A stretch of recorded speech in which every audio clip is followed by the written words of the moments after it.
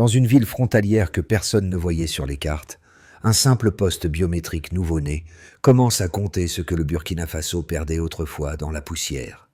Des milliers de passages, de camions, de familles et d'hommes en hommes qui traversaient sans laisser de traces. En quelques semaines, cette ligne oubliée est devenue un verrou stratégique, une vitrine solaire où l'on mesure enfin le sang qui s'échappait par les bords de l'État. Que signifie ce basculement pour les habitants de Galguli et pour l'ambition d'Ibrahim Traoré dans le Sahel? Voici où la frontière devient un pari politique.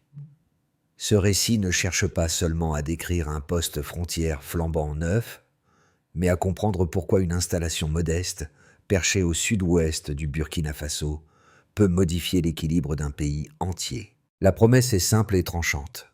Montrer comment une frontière maîtrisée peut transformer une région fragile. Pendant des années, Galguli n'était qu'un point flou, un espace où l'État reculait devant les réseaux armés, où les habitants vivaient dans l'entre-deux, entre espoir et abandon, entre les menaces du Nord et les routes marchandes du Sud. Aujourd'hui, ce lieu devient un test politique lourd. Si la stratégie fonctionne ici, elle pourrait redéfinir la souveraineté que le Burkina Faso tente de reconstruire mètre après mètre. Mais la question cruciale demeure, suspendue comme une tension silencieuse. Une seule infrastructure peut-elle réellement inverser la saignée qui ronge les périphéries?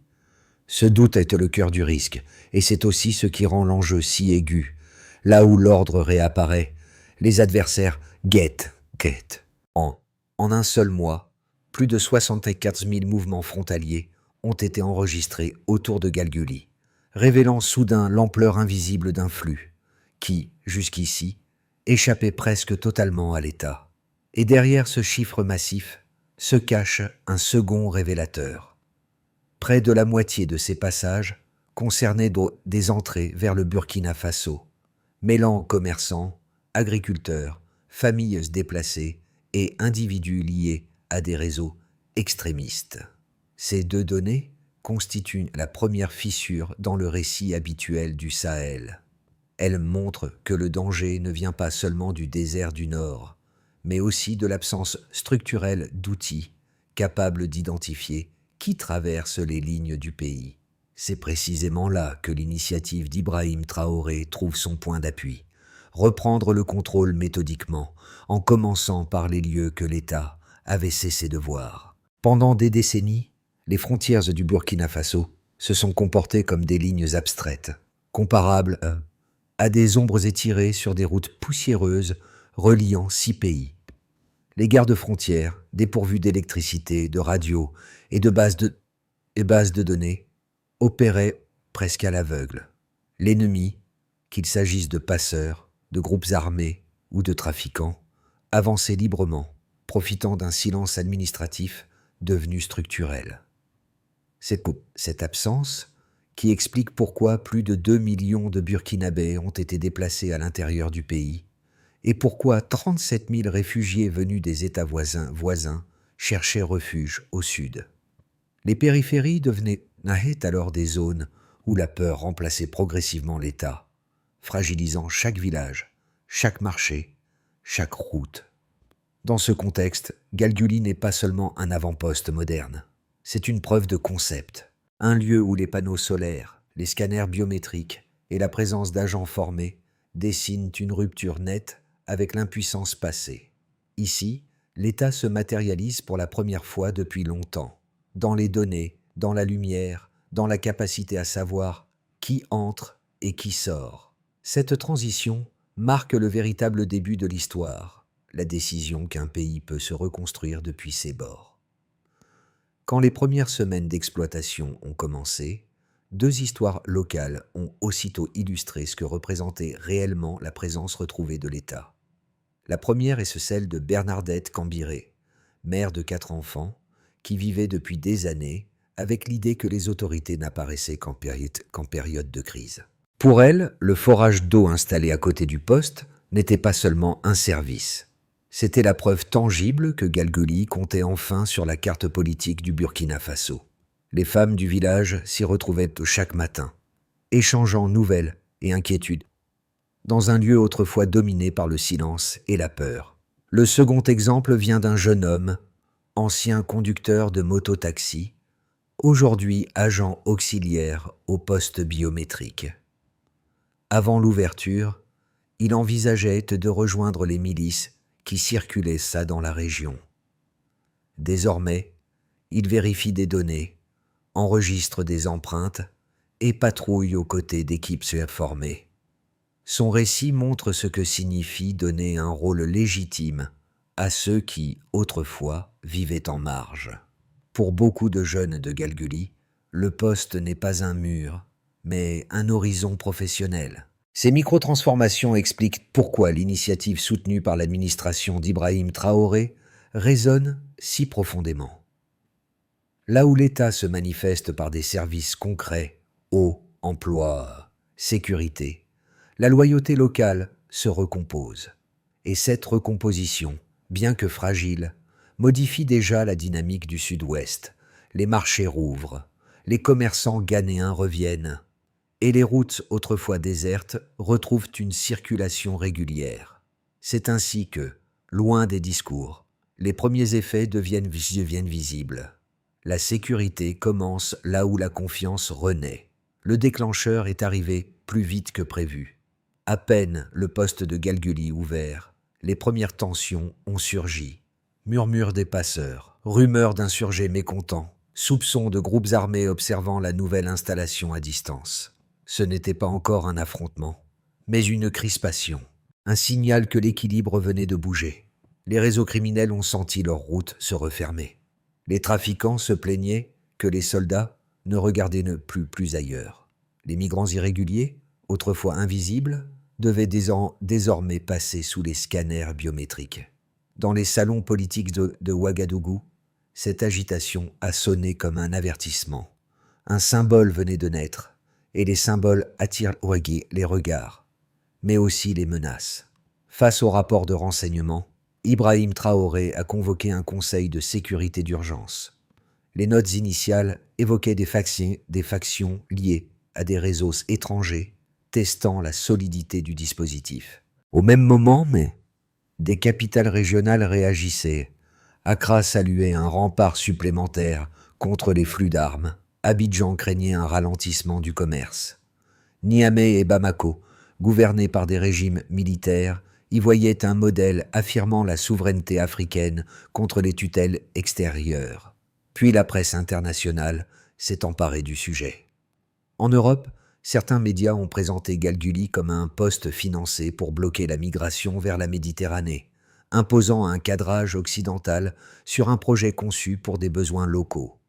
Les critiques d'ONG ont suivi, dénonçant d'éventuels risques liés aux données biométriques. Mais sur le terrain, les habitants voyaient autre chose.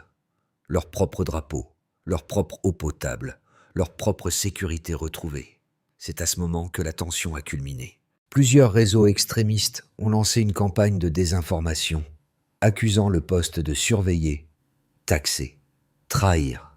Les messages circulaient sur WhatsApp villageois, enflammaient les conversations nocturnes. La menace n'était plus seulement physique, elle devenait narrative. Pour répondre, le gouvernement a déployé une stratégie de proximité. Radios communautaires, visites d'agents locaux, portes ouvertes pour les journalistes.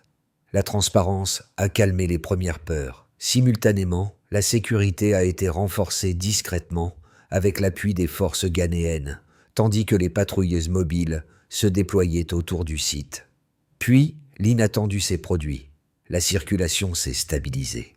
Les commerçants sont revenus. Les marchés ont repris.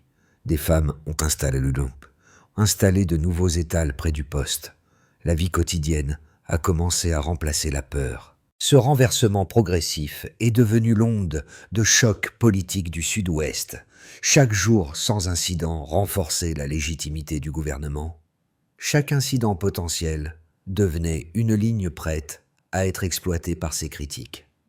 Pour Ibrahim Traoré, c'était la validation d'une méthode, reconstruire la souveraineté par la périphérie, et non depuis le centre. Et pour les habitants de Galguli, c'était la preuve que l'ordre pouvait revenir sans fracas, par la lumière des panneaux solaires et le bruit des pompes.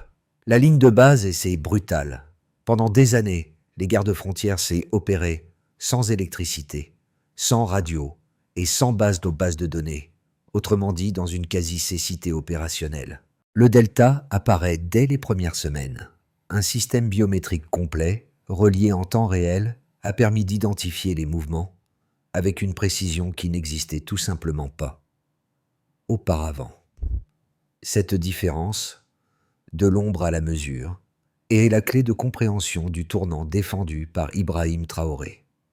Premier chiffre, plus de 64 000 mouvements frontaliers enregistrés en un seul mois. Cette statistique, qui peut sembler abstraite, révèle une réalité simple. Le pays subissait une pression continue que personne ne pouvait quantifier avant. L'existence de données fiables transforme la frontière en outil stratégique lisible. Deuxième chiffre, près de la moitié des passages concernaient des entrées vers le Burkina Faso. Cette proportion rappelle que la frontière n'est pas un filtre unilatéral, mais un espace où s'entremêlent économie, migration et infiltration. La capacité de distinguer profils légitimes et risques potentiels devient alors essentielle. Troisième chiffre, plus de 2 millions de Burkinabés déplacés et 37 000 réfugiés entrants. Ces volumes humanitaires montrent que le pays est traversé autant par la peur que par le besoin de refuge. Une frontière fonctionnelle change immédiatement la manière dont ces flux sont gérés et protégés. Ces trois repères redessinent l'enjeu. Il ne s'agit pas seulement d'ériger un poste, mais de réintroduire la visibilité dans un espace où l'État avait disparu. Lorsque les agents peuvent consulter des journaux numériques au lieu de cahiers froissés, lorsqu'ils peuvent croiser des empreintes en temps réel, lorsqu'ils peuvent alerter leurs homologues ghanéens en quelques secondes, l'équilibre des risques change entièrement. Les analystes de la région expliquent que le Sahel n'est pas un territoire où l'on gagne par la force brute. On y gagne par l'information. Les groupes armés prospèrent grâce à la mobilité silencieuse. Les trafiquants survivent grâce aux angles morts. Les réseaux extrémistes recrutent dans les zones où l'État ne sait plus voir. En comblant ces angles morts, Galguli rompt un cycle vieux de 2 décennies. Du point de vue local, l'effet se traduit autrement.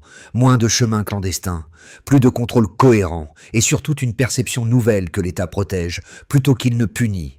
C'est ici que la statistique rencontre le vécu. Une femme qui traverse avec des biens agricoles ne perd plus sa journée dans des formalités opaques. Un commerçant ghanéen peut anticiper les délais. Un déplacement familial n'est plus perçu comme un risque. Pour l'administration d'Ibrahim Traoré, c'est aussi un test politique. Prouver qu'une frontière moderne peut allier sécurité, dignité et service public. Et à Galguli, les chiffres montrent déjà une tendance inattendue. Lorsque l'État se rend visible par la compétence, la population devient un acteur de sécurité plutôt qu'un spectateur inquiet. Ainsi, ce ne sont pas seulement des nombres. Ce sont des preuves que la maîtrise des données est devenue la nouvelle ligne de défense du Burkina Faso. 2 arguments solides s'affrontent aujourd'hui dans le débat autour du poste de Galguli. Le premier défend l'idée que cette frontière modernisée représente un tournant indispensable. Selon cette position, l'installation biométrique, l'énergie solaire et la présence administrative redonnent une cohérence à un espace abandonné depuis trop longtemps. Les partisans affirment que dans une région où les factions djihadistes, les trafiquants et les passeurs circulent entre 6 pays, la simple capacité de savoir qui entre et où il se rend est déjà une révolution stratégique. Pour eux, Galguli n'est pas un mur, c'est un filet de sécurité, enfin capable d'intercepter les menaces invisibles qui saignaient l'État par ses bords. Le second argument, tout aussi articulé, met en garde contre les dérives possibles. Ces défenseurs craignent que la centralisation des données biométriques n'ouvre la porte à des abus administratifs, ou pire, à une utilisation détournée par des acteurs politiques ou étrangers. Ils soulignent également que l'hyperfocalisation sur la sécurité peut masquer les problèmes plus lourds.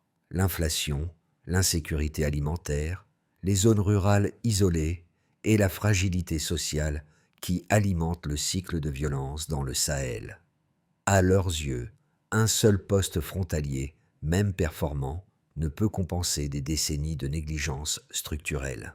La réponse la plus robuste, celle qui résiste à l'épreuve des faits, repose sur le contexte précis.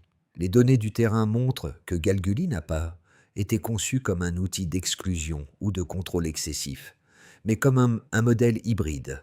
Sécurité, dignité, eau potable, emplois locaux, cliniques alimentées en énergie solaire, marché stabilisé. Les critiques des ONG ont été confrontées à un cadre clair. Formation à la protection des données, normes éthiques internationales, audit régulier de l'OIM. Dans cette optique, la frontière n'est pas un absolu. C'est un point d'équilibre. Et Galguli prouve qu'il est possible de renforcer la souveraineté sans écraser les communautés qu'elle est censée protéger. Un symbole a basculé. Ce renversement au milieu du récit tient à un détail que beaucoup d'observateurs extérieurs n'avaient pas anticipé. Alors qu'on redoutait une escalade de violence après l'ouverture du poste, c'est l'inverse qui s'est produit. Les attaques observées sur d'autres routes du Nord ne se sont pas répliquées ici. Au lieu d'un embrasement, Galguli a connu une stabilisation progressive qui a surpris autant les analystes que les habitants. La clé du changement se trouve dans une articulation simple. La sécurité s'est diffusée en même temps que les services publics. Là où d'autres frontières ne proposaient que des contrôles, celle-ci apportait eau potable, lumière, emploi et présence régulière d'agents formés. L'effet psychologique a été déterminant. Les communautés ont commencé à percevoir l'État comme un allié plutôt que comme une force distante. C'est ce levier, sécurité par la proximité, que l'administration d'Ibrahim Traoré voulait tester. Et les premières semaines ont montré que la cohésion locale pouvait absorber les rumeurs, résister à la désinformation et rétablir une dynamique économique. Le poste n'était plus un simple outil de contrôle, il devenait un noyau social. À ce stade de l'histoire, un constat se dégage. La stabilité peut naître d'un point minuscule lorsqu'il est solidement ancré dans la communauté. Les conséquences concrètes du modèle de Galguli se lisent aujourd'hui à 4 niveaux distincts, chacun révélant un pan différent de l'impact réel du poste frontalier. Et c'est ici que se referme la question laissée en suspens au midpoint. La stabilisation inattendue repose-t-elle vraiment sur la communauté ? Les réponses se trouvent dans les effets mesurables qui se sont diffusés autour du site. Pour les habitants du Sud-Ouest, le changement le plus immédiat a été la disparition progressive du sentiment d'abandon. Les écoles proches du poste ont pu rouvrir parce que la zone n'était plus traversée par des groupes armés. Les marchés, autrefois désertés au crépuscule, fonctionnent désormais sans couvre-feu. Les femmes qui venaient remplir leurs cruches au forage solaire ont vu ce lieu se transformer en espace social, information du village, médiation locale, entraide quotidienne. Ce sont des transformations simples, mais décisives. Un état visible change la psychologie du quotidien. Là se trouve la réponse au suspense ouvert en paix ou pchit. Oui, la cohésion locale absorbe l'instabilité. Pour les commerçants ghanéens, ivoiriens et burkinabés, la modernisation n'a pas été un obstacle, mais une clarification. Les contrôles biométriques ont réduit les temps d'attente, les vérifications sont devenues prévisibles, et la corruption de passage, autrefois fréquente, a reculé. Les mototaxis traversent plus sereinement, les camions transportant ignames, céréales ou bétail arrivent à l'heure. En quelques semaines, la perception dominante a changé. La frontière n'était plus un risque logistique, mais un point d'appui.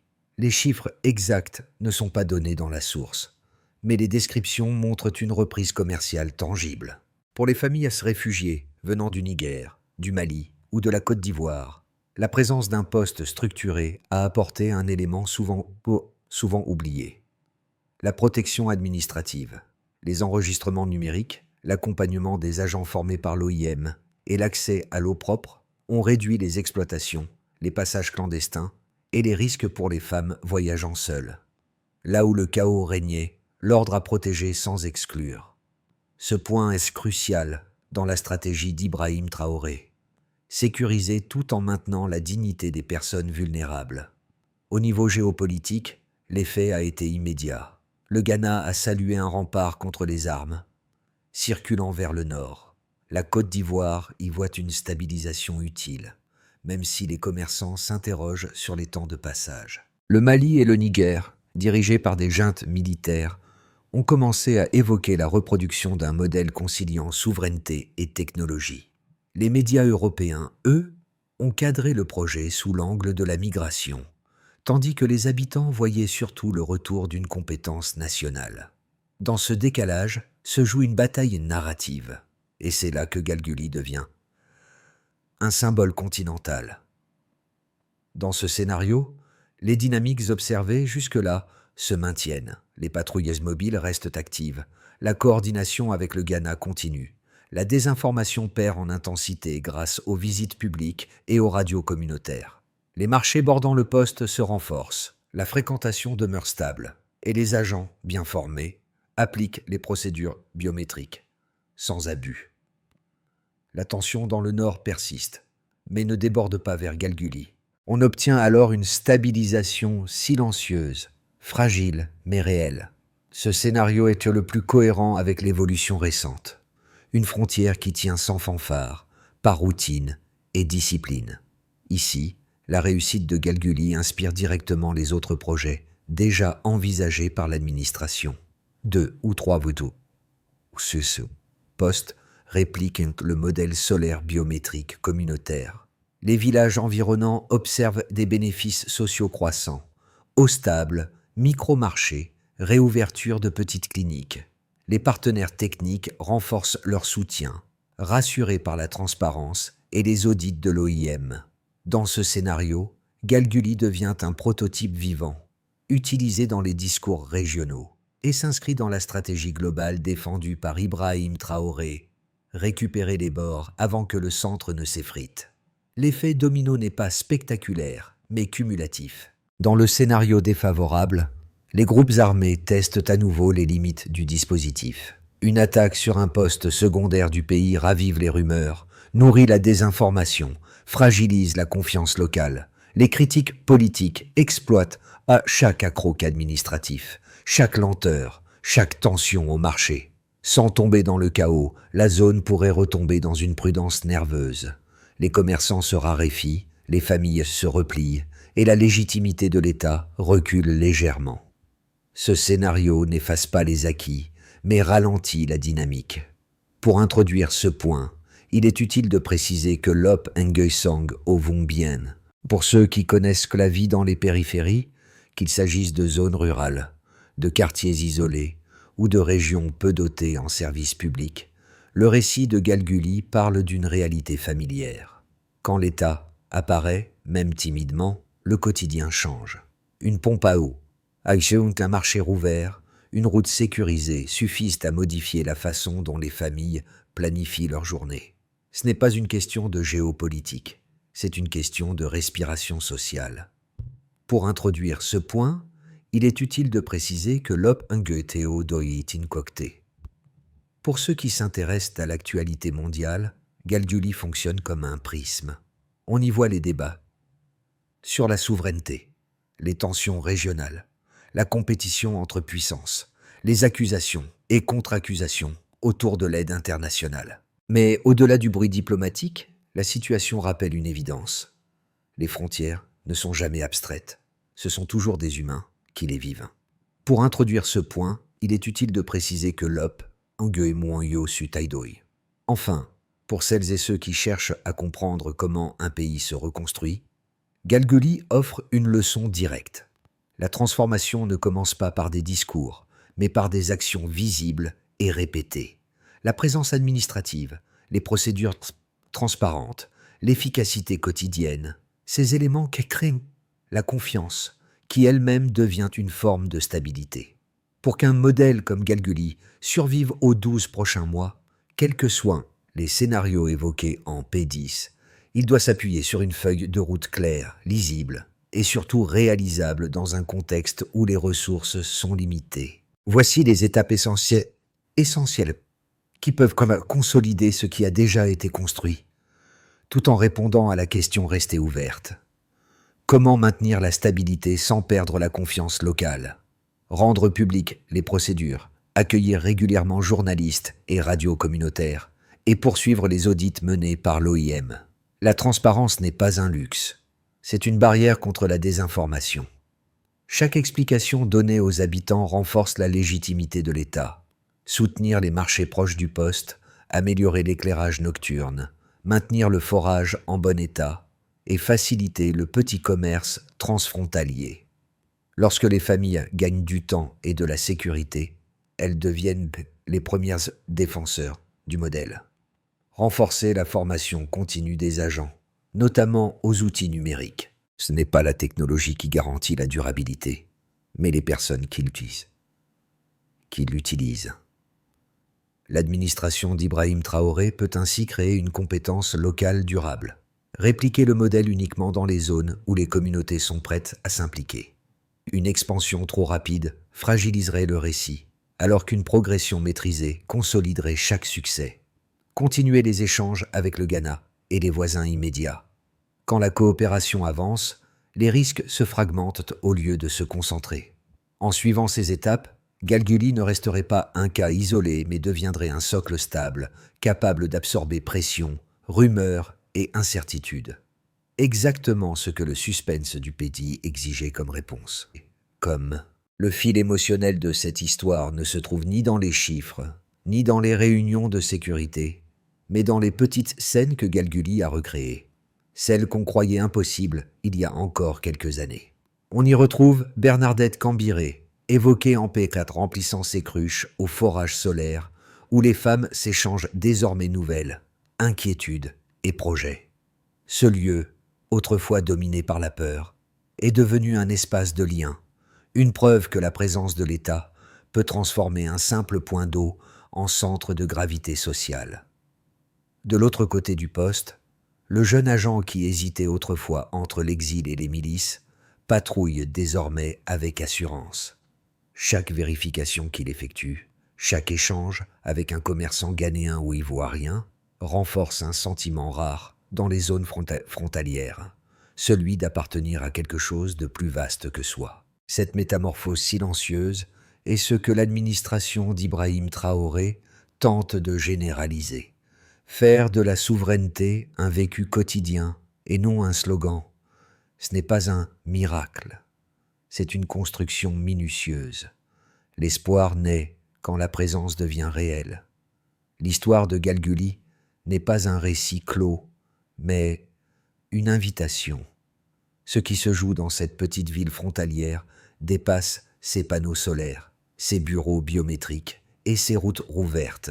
C'est une manière nouvelle de penser la sécurité, la dignité et la présence publique dans des lieux longtemps laissés dans l'ombre. Si le modèle tient, il redessinera la relation entre l'État et ses périphéries. S'il vacille, il rappellera combien la stabilité reste fragile dans les zones où chaque geste compte. Mais dans les deux cas, quelque chose d'important se révèle. La transformation véritable commence souvent loin des capitales, là où les habitants recensent chaque décision de façon concrète. Alors, que voulons-nous apprendre de Galguli? Comment un poste frontalier peut-il inspirer une discussion plus large sur la souveraineté, le développement et la confiance? Et surtout, que signifie suivre ces histoires avec attention et respect, plutôt qu'avec distance? La réponse appartient à chacun. À vous de décider ce que révèle cette frontière, aujourd'hui et peut-être demain.